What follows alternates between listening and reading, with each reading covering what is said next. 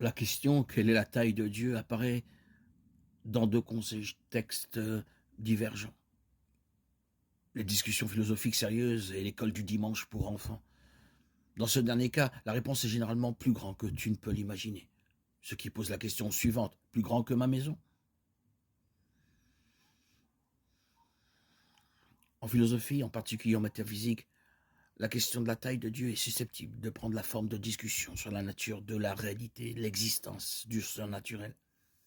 Les intellectuels peuvent rire de l'enfant qui demande quelle est la taille de Dieu. Mais l'enfant pourrait-il aussi bien rire de la confusion du philosophe au sujet de la réalité?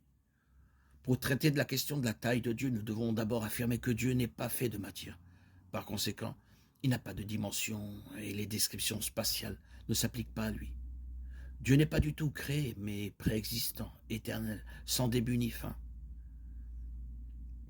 Que la question de la grandeur de Dieu soit posée par un enfant à l'école du dimanche ou par un métaphysicien, la réponse se résume à ceci: il est suffisamment grand pour créer l'univers et suffisamment petit pour nous connaître et nous aimer.